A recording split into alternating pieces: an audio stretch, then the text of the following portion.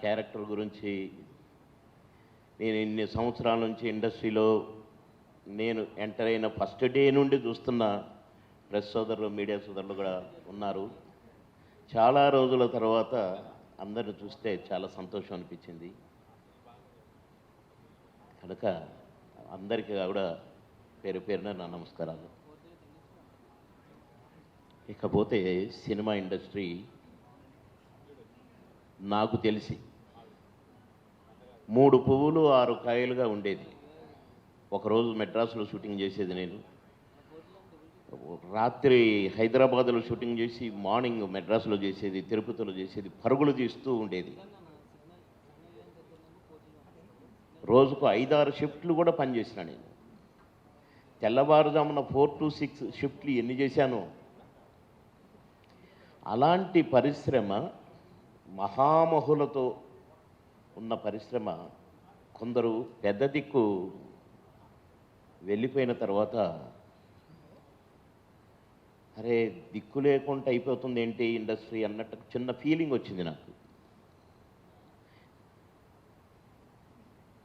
ఈ లోపలే కొద్దిగా షార్ట్ కట్గా వస్తాను, ఎందుకంటే చాలా కథ ఉంది చెప్పడానికి. ఈ లోపలే తెలుగు సినిమా హైదరాబాద్ షిఫ్టింగ్ అనేది కూడా ఒకటి వచ్చేసింది. కొంతగా ముందు అన్నపూర్ణ స్టూడియో రావటం, తర్వాత ఈ పద్మలయ కానీ రామనాయుడు గారి స్టూడియో ఇవన్నీ రావటం, కొంతమంది ఆర్టిస్టులు షిఫ్ట్ అవ్వటం, కొంతమంది అక్కడే ఉండిపోవటం, కొంతమంది ఇక్కడి నుండి అక్కడికి పోయి షూటింగ్ చేయటం, కొంతమంది అక్కడి నుండి ఇక్కడికి వచ్చి షూటింగ్ చేయటం. అక్కడ వాళ్ళకి వేషాలు దొరుకుతున్నాయి, ఇక్కడ వాళ్ళకు వేషాలు లేవని మళ్ళీ అదొకటి కాంట్రవర్సీ రావటం. మళ్ళీ దానికి గాను ఇక్కడోళ్ళు ఇక్కడే ఉండాలి, అక్కడోళ్ళు అక్కడే ఉండాలని మళ్ళీ ఏదో రావటం. ఆ సందర్భాలలో కొందరు అక్కడ, కొందరు ఇక్కడ, ఎక్కడ కూర్చోటానికి కూడా అవకాశం లేకుండా, కలుసుకోవటానికి కూడా అవకాశం లేకుండా, కష్ట సుఖాలు మంచి ఏది మాట్లాడుకోవటానికి కూడా వీలు లేని పరిస్థితుల్లో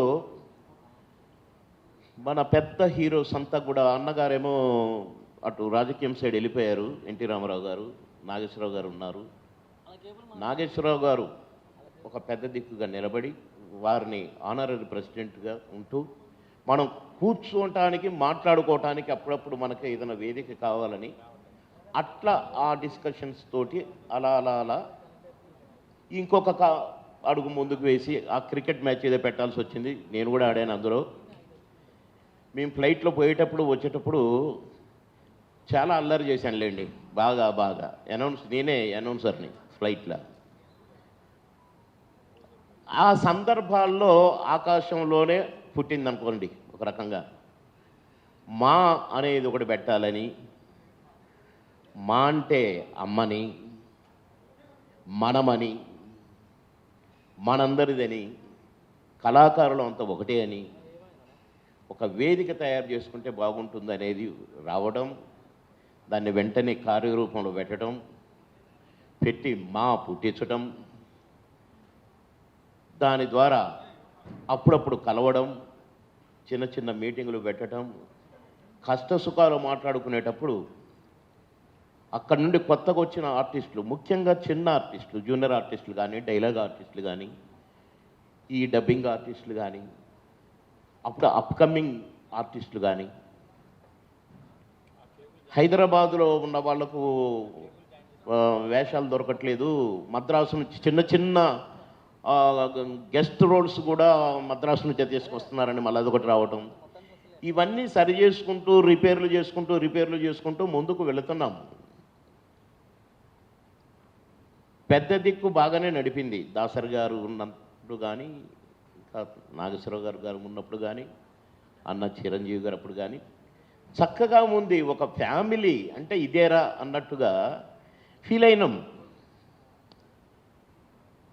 ఏదో కరోనా వచ్చినట్టే వచ్చిందండి, ఏదో ఆ మధ్య నుంచి 2-3 టర్ముల నుంచి. ఇక మధ్యలో కొద్దిగా ఆర్టిస్టులు సెటిల్ అయ్యారు. మణికొండలో ఒక పాండీ బజార్ అయిపోయింది, కృష్ణానగర్ ఒక పాండీ బజార్ అయిపోయింది, ఎక్కడోళ్ళు అక్కడ ఫిలిం నగర్ అయిపోయింది. బాగానే ఉన్నాం. ఇండస్ట్రీ సెటిల్ అయింది అనే కాడికి వచ్చింది. ఒక్కొక్క రోజు 30-40 షూటింగ్లు జరిగిన రోజులు ఉన్నాయి. మేము 5-6 షిఫ్ట్లు పనిచేసిన రోజులు ఉన్నాయి. అసలు జూనియర్ ఆర్టిస్టులు, డైలాగ్ ఆర్టిస్టులు దొరకని రోజులు కూడా ఉన్నాయి. ఎందుకంటే ఈ లోపల టీవీ కూడా పుంజుకుంది బాగా. జీవనోపాధి బ్రహ్మాండం రా, సినిమాను నమ్ముకున్నవాడు ఎవడు ఉపవాసం ఉండడు అనే టైం వచ్చింది. బాగున్నాం, అంతా బాగానే ఉంది, ఓకే ఓకే. ఈ లోపల నాకు అక్కినేని నాగేశ్వరరావు గారు, దాసనారాయణరావు గారు ఒక సందర్భంలో చెప్పారు, నేను ఉద్యోగానికి రిజైన్ చేయాలి. ఎరా బాబు, ఉద్యోగం రిజైన్ చేసామంటే చేయలేదు గురుగారు అన్న. అక్కడ కొన్ని విషయాలు నాకు చెప్పారు, చేసేయరా, నీకు ఫుడ్ రిజర్వేషన్ ఏంటి, ఇండస్ట్రీకి కొందరు అవసరం, ఇండస్ట్రీ కొందరికి అవసరం, నువ్వు అది దాటిపోయావురా, ఇప్పుడు నువ్వు ఇండస్ట్రీకి అవసరము అని నాకు కొందరు పెద్దల గురించి చెప్తూ, ఒక ఎన్టీ రామారావు గారు, ఒక నాగేశ్వరరావు గారు, ఒక సావిత్రి గారు, ఒక ఎస్వి రంగారావు గారు, ఒక అని అట్లా పేర్లు చెప్పి టాప్ పేర్లన్నీ, వీళ్ళంతా ఇండస్ట్రీకి అవసరం రా. ఒక చిరంజీవి గారు, ఒక బాలకృష్ణ గారు, ఒక నాగార్జున గారు, ఇండస్ట్రీకి అవసరం. ఇండస్ట్రీ 3 పూలు 6 కాయలుగా బ్రతకాలంటే, అందరికీ సమృద్ధిగా పని దొరకాలంటే ఇండస్ట్రీకి వీళ్ళు అవసరం రా. ఇండస్ట్రీ కొందరికి అవసరం. ఎందుకంటే ఈ 24 క్రాఫ్ట్స్కి సంబంధించి సినిమాను నమ్ముకున్న వాడికి ఈ సినిమా పని తప్ప ఇంకొకటి రాదు. కెమెరామెన్లు కానీ, కెమెరా బాయ్స్ కానీ, వీళ్ళు ఇది తప్ప ఇంకొకటి రాదు. అట్లాగే డ్యాన్స్ డిపార్ట్మెంట్ కానీ, ఫైట్స్ డిపార్ట్మెంట్స్ కానీ, ఇంకా ఈ 24 క్రాఫ్ట్స్ వాళ్ళు ఏ పని వచ్చిన వాడు ఆ పని ఇక్కడ చేస్తాడు. ఆర్టిస్టులు కూడా ఆర్టిస్ట్గా ఉంటాడు, junior artist, dialogue artist, dubbing artist, like that. ఇంకొక పనికి పోరు, ఇంకొక పనికి వాడు విలువరు, పిలిచినా కూడా వీళ్ళకి రాదు. కనుక ఇండస్ట్రీ అవసరం వాళ్ళకి. అది అవసరం అని అంటే ఇండస్ట్రీకి కొందరు అవసరం ఉన్నారు కదా, వాళ్ళు ఇండస్ట్రీని కాపాడేది. గ్లామర్ వచ్చినా, ఇంకేది వచ్చినా వాళ్ళే అని నాకు కొన్ని విషయాలు చాలా సందర్భాలు నాకు చెప్పడం జరిగింది. నేను నిజమైన ఆలోచించుకున్నాను, అరే కరెక్టే కదా అనుకున్నాను. కానీ ఈ 2-3 టర్ముల నుంచి గ్లామర్ ఫీల్డ్ అండి, సినిమా ఫీల్డ్ అంటే గ్లామర్ ఫీల్డ్. ఎస్, ఇప్పుడు ఎవరైతే ఇండస్ట్రీకి అవసరమో, ఎవరి వల్లనైతే ఇండస్ట్రీకి పేరు వస్తుందో, ఎవరి వల్లనైతే ఇండస్ట్రీకి ఒక గ్లామర్, ఒక వెలుగు, ఒక స్టార్స్, వాళ్ళని పక్కన పెట్టి మధ్యలో వచ్చిన వాళ్ళు ఇండస్ట్రీ గురించి మాట్లాడటం దురదృష్టకరం అండి, బాధాకరం అండి. ఇండస్ట్రీ ఏదో అయిపోతుందని, నీలాంటి వాళ్ళని ఎంతమందినో పుట్టిస్తుంది ఇండస్ట్రీ, ఎంతమందికో భోజనం పెడుతుంది ఇండస్ట్రీ, ఎంతోమందికి జీవనోపాధిని కలిగిస్తుంది ఇండస్ట్రీ, ఒక వెలిగిస్తుంది ఇండస్ట్రీ. కానీ నీకోసం పుట్టిందా ఇండస్ట్రీ? నో, నీలాంటి వాళ్ళని పుట్టించడం కోసం పుట్టింది ఇండస్ట్రీ. ఏ కళామ తల్లి దీవెనలతో, ఏ కళామ తల్లి ముద్దు బిడ్డలుగా పుట్టి ఆ కళామ తల్లికి సేవ చెయ్యి వద్దన్నరా? ఎవరు వద్దనలేదే. మదర్ తెరీసాని సేవ చేయమని ఎవరన్నా పిలిచిండ్రా? ఆమె మదర్ ఆఫ్ నేషన్ అయింది. నీకు సేవ చేయాలనిపించింది, ఏదో లెక్కలు చెప్తున్నారు ఆ అవతల ప్యానల్ ప్రెసిడెంట్ అంట.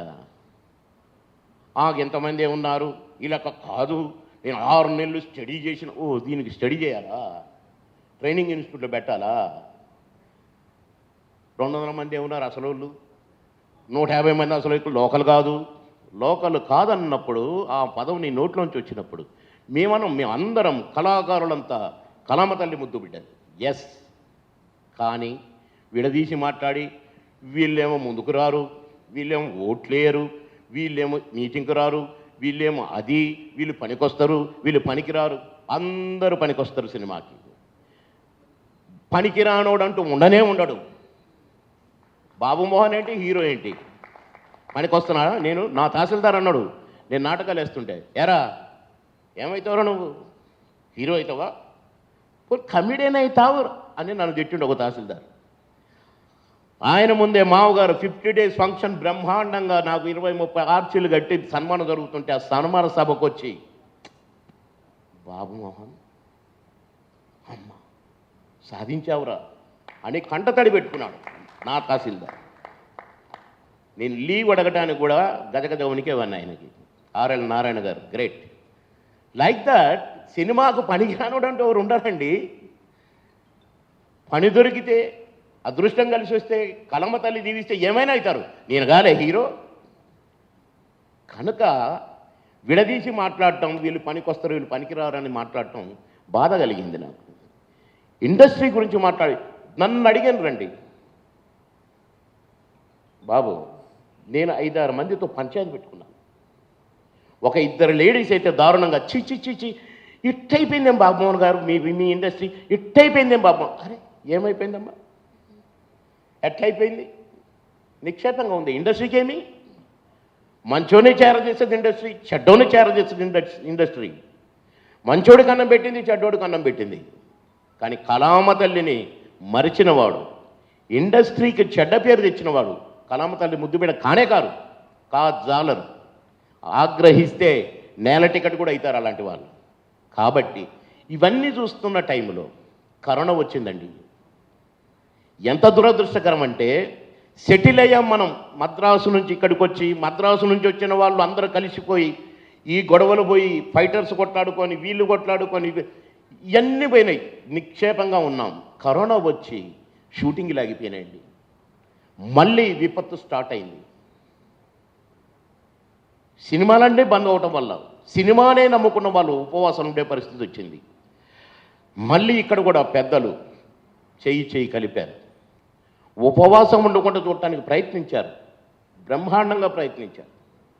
నేను కూడా కొందరు ఒక 5-6 జూనియర్ ఆర్టిస్టుల పేర్లు చెప్పితేనే వాళ్ళని పిలిచి మరీ బియ్యం ఇచ్చి పంపారు. చక్కగా డీల్ చేశారు, సిస్టమేటిక్గా డీల్ చేశారు. ఇవన్నీ చూస్తుంటే సినిమాలు థియేటర్లు బంద్ అయిపోయి, లాక్డౌన్లు పెట్టేసి అస్తవ్యస్తం అయిపోయారు మళ్ళీ సినిమాను నమ్ముకున్న వాళ్ళు. ఎందుకంటే షూటింగ్ ఉంటేనే భోజనం ఉంటుందండి, వేషం ఉంటేనే భోజనం ఉంటుందండి. ఎంతమందినని మీరు వేరు చూడగలుగుతారు. ఇలాంటి పరిస్థితులు చూస్తుంటే, అలాంటి పరిస్థితులు చూస్తుంటే టర్మ్ అయిపోకముందు ఎంత దురదృష్టం ఉండే, అంత వ్యామోహమా? అరే, ఆ ప్యానల్లో కొందరు ఉన్నారు, మా ఊరని అక్కడ పోటీ చేస్తే 4 ఓట్లు వచ్చినాయి, ఈడ పోటీ చేస్తాడు నువ్వు రావడానికి వీళ్ళేది అడుగు అన్నారు, ఇక ఈడికి వచ్చారు, ఏదేదో మాట్లాడుతున్నారు. కానీ కరెక్ట్ కాదండి, అది కరెక్ట్గా నా కళామ తల్లి ముద్దు బిడ్డలుగా ఉండాలి. ఈ అస్తవ్యస్తం ఆ అస్తవ్యస్తం చూసి ఒకరోజు నాకు మోహన్ బాబు అన్న ఫోన్ చేసి, బాబు మోహన్, నువ్వు 3 సార్లు ఎమ్మెల్యేగా మంత్రిగా పనిచేసినావు, అనుభవజ్ఞుడివి, నువ్వు అక్కడ ప్రజల కోసం పనిచేసినావు, ఇక్కడ మా కోసం పనిచేయి, నీలాంటి వాళ్ళు అవసరం అంటే. అన్నా నాకు ఇష్టం ఉండదు, నేను ఇక్కడ మహామోహన్ని కొట్లాడుతున్నాను, డిప్యూటీ సీఎంని కూడా ఓడగొట్టాను, నేను చేసిన పనులకు నన్ను బ్రహ్మరథం పడుతున్నారన్నా, వద్దన్నా అంటే, లేదు బాబు మోహన్, మన బాబు పోటీ చేస్తున్నాడు విష్ణుబాబు అనేసరికి ఆలోచనలో పడ్డాను. ఎందుకంటే ఇక్కడ క్యాండిడేట్, అక్కడికి వింటున్నాను, సంవత్సరం ముందు నుంచే వింటున్నాను. ఉలవలు పలవలుగా మాట్లాడటం ఏంటో, విమర్శించుకోవటం ఏంటో. అసలు ఎదుటివాడిని విమర్శిస్తే నన్ను నేను విమర్శించుకున్నట్టు, ఆకాశం మీద ఉమ్మేస్తే నా మీద కూడా పడుద్ది, నా ముఖం మీద పడుద్దని ఆలోచన జ్ఞానం లేకుండా అనవసరమైన విమర్శలు. ఇక్కడ ఏదో గవర్నమెంట్ ఉందానండి, ముఖ్యమంత్రి నెంబర్ 1 స్టేట్ ఇది, ఇంత డబ్బు ఉంది అంత డబ్బు ఉందా అని చెప్పారు. సరే, ఇప్పుడు జీతాలు ఇవ్వటం లేవనుకోండి, అది వేరు. కానీ ఇక్కడ సాటి నటులను ప్రేమతో ఆదుకోవచ్చు, ప్రేమతో సేవ చేయొచ్చు. నాకు ఇంతమంది డాక్టర్లు లేదు, అంతమంది. నేను క్యాబినెట్ మంత్రిగా, నేను లేబర్ మినిస్టర్గా నేను చేశాను. ఈఎస్ఐ కార్డు ఉన్న ఎవరైనా సరే సూపర్ స్పెషాలిటీ హాస్పిటల్ అపోలోలోగా కూడా హార్ట్ సర్జరీలు కూడా చేసుకోవచ్చు, ఎన్ని లక్షల బిల్ అయినా ఫ్రీ అని నేను చట్టాన్ని తెచ్చాను. చట్టాన్ని ఇప్పుడు అదే అమలవుతుంది. కాంగ్రెస్ పీరియడ్లో ఆర్గనైజింగ్ సెక్టార్, అనార్గనైజింగ్ సెక్టార్ అని, అంటే ఈ కుమ్మరి వడ్రంగి ఇట్లాంటి పనులు ఈ చేసుకునే వాళ్ళు, సుతారి పనులు చేసుకునే వాళ్ళు పొలం పనులు చేసుకున్న వాళ్ళు వీళ్ళంతా కాదు అనార్గనైజ్డ్ సెక్టర్కి వస్తారు. ఆర్గనైజ్డ్ సెక్టర్ అంటే పర్మనెంట్ ఎంప్లాయీస్, ఏ ఫ్యాక్టరీలో పనిచేసేవాళ్ళు కానీ, ఎక్కడ పనిచేసేవాళ్ళు కానీ, మన 24 క్రాఫ్ట్స్లో ఉన్నవాళ్ళు కానీ, వీళ్ళందరికీ చట్టం తెచ్చాను. జిల్లాలకు కూడా దీన్ని అప్లికబుల్ అన్నాను. ఏ జిల్లాలో ఉన్న సూపర్ స్పెషాలిటీ హాస్పిటల్ అక్కడ ఫ్రీ, పేదవాళ్లకు, కార్మికులకు, కళాకారులకు. ఇట్లా భరద్వాజ గారికి బాగా తెలుసు, నాకు చాలా గౌరవనీయులు భరద్వాజ గారు. నేనేం చేశానో సినిమా ఇండస్ట్రీకి, చిత్రపూర్ కాలనీలో గొడవ అవుతుంటే నా దగ్గరకు వచ్చారు సెక్రటరీకి ఒక 28-30 మంది. భరద్వాజ గారు కూడా తెలుసు, వారు వచ్చారు. కలెక్టర్తో మాట్లాడాను, నో నథింగ్ డూయింగ్, ఇది మా ఇండస్ట్రీ, పురుగు అక్కడ అని చెప్పాను, వార్నింగ్ ఇచ్చాను. ఆర్డీఓకి ఫోన్ చేశాను, ఇమ్మీడియట్గా పంపాను, నిమిషాల్లో సాల్వ్ చేశాను. ఇలాంటివి మాకు అవకాశం ఉన్న కూడా మేము చేసినాం. నువ్వే చేయడానికి వచ్చినట్టు, నువ్వే 6 నెలలు ఏదో ట్రైనింగ్ తీసుకుంటున్నట్టు, నువ్వే పుస్తకాలన్నీ చదివి భగవద్గీతలు ఓర్ నాయన మేమంట చెప్పుకుంటే చాలా చెప్పుకుంటాం. కానీ మన ఎన్టీ రామారావు గారు ఎన్ని చెప్పుకోవాలి? ఎక్కడ తుఫాన్లు వచ్చినా, భూకంపాలు వచ్చినా అన్నగారు ఎన్టీ రామారావు గారు, నాగేశ్వరరావు గారు మొత్తం సినిమా ఇండస్ట్రీ జోనలు బట్టి అడిగి వాళ్ళని ఉద్ధరించిన ఎన్నో చూసినాం. వాళ్ళు చెప్పుకోలేదే. నేను స్టడీ చేసిన 6 నెలలు ఇక చేస్తాక చూసుకో. ఊరు నువ్వు స్టడీ చేసి నీ ప్యానెల్ గెలిచి నువ్వు పోయి ఏదో అందరు హీరోలు ఫ్రీగా చేస్తున్నారట, ఇక తీసి ఇప్పుడు సినిమా తీసి రిలీజ్ చేసి డబ్బులు లెక్క పెట్టి ఇక మొదలు పెడతాడు. వారే ఎందుకండి? ఏమి లేకున్నా చేయొచ్చు సార్.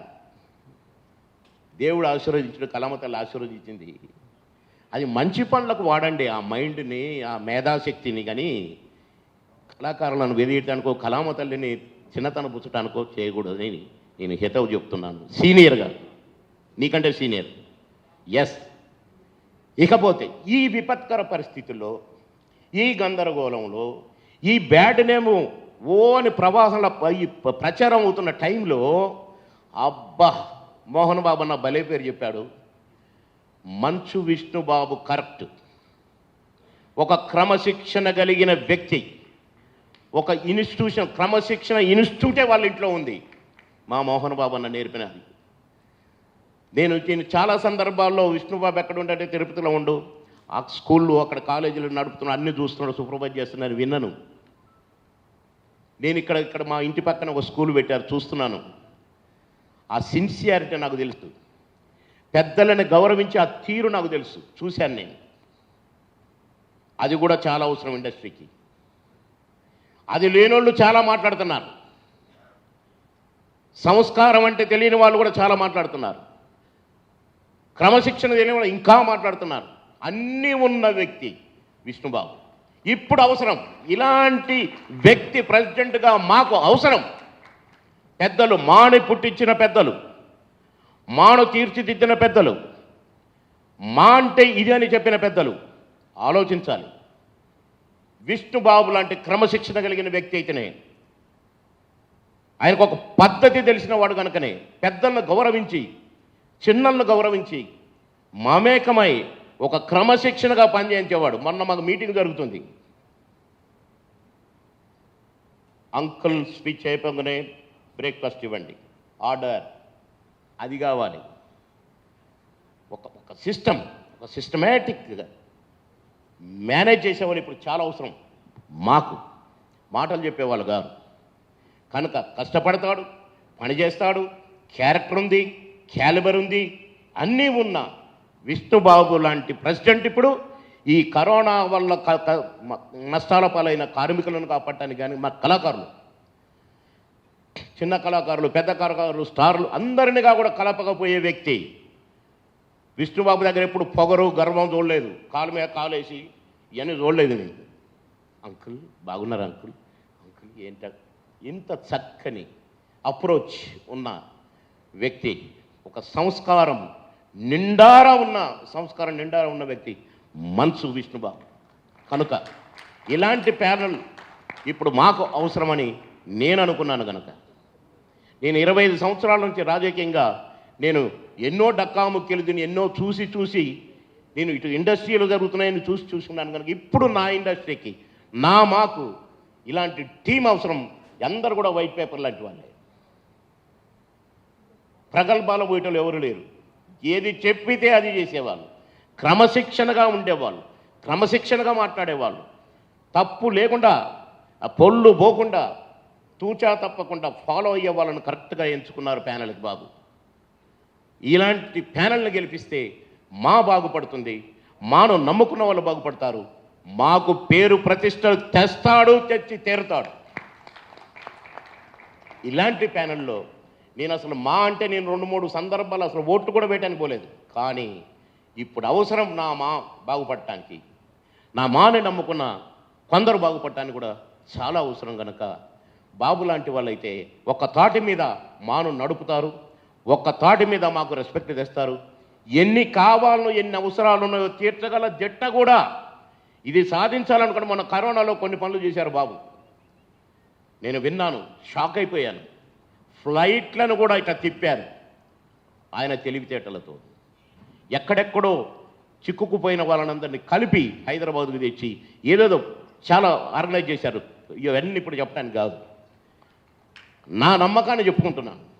నమ్మకంగా ఇది జరుగుద్ది అన్న నమ్మి చెప్తున్నాను కనుక బాబు ప్యానల్ను కళాకారులారా, ఒక మంచి క్రమశిక్షణ కలిగిన ఒక మంచి ఒక ఈ పని చేయాలంటే ఒక కమిట్మెంట్ కలిగినటువంటి మంచు విష్ణుబాబు ప్యానల్ను బ్రహ్మాండమైన మీద గెలిపించండి కళాకారులందరినీ పేరు పేరున వినయపూర్వకంగా కోరుకుంటున్నాను. మీ అందరికీ నా ధన్యవాదాలు తెలియజేస్తున్నాను. ఆలోచించమని కూడా కోరుతున్నాను. ఇండస్ట్రీ నమ్ముకున్న వారు బాగు కోరండి అని కూడా కోరుతున్నాను. నాకు మంచు బాబు, విష్ణుబాబు కానీ మోహన్ బాబు అన్న కానీ ఈ ప్యానెల్ గురించి చెప్పి నన్ను ఎగ్జిక్యూటివ్ వైస్ ప్రెసిడెంట్గా పోటీ చేయమని నాకు అవకాశం ఇచ్చినందుకు కూడా మా విష్ణుబాబుకు అభినందనలు, ధన్యవాదాలు తెలియజేస్తున్నాను. మోహన్ బాబు అన్న కూడా ధన్యవాదాలు తెలియజేస్తున్నాను. బ్లెస్ దిస్ ప్యానల్, ఈ ప్యానల్ను బ్లెస్ చేసి మీ సేవకు వాడుకోండి. ప్రతి కళాకారుడికి మేము విభజించాం, వీడు పనికి వస్తాడు, వీడు పనికి రాడు, వీడు పొడుగుండు పొట్టు ఎవరం, అందరూ మా బిడ్డలే, అందరూ మా కుటుంబ సభ్యులే. కనుక మా మనోభావాలను తెలుసుకొని మీరు ఈ ప్యానల్ని దీవించాలని ప్రతి కళాకారుని, ప్రతి మాలో ఓటర్ను నేను కోరుతూ, పెద్దల్ని కూడా దీవించమని సీనియర్ నటులందరినీ కూడా నేను నమస్కరించి కోరుకుంటూ మీ అందరి దగ్గర సెలవు తీసుకుంటాను.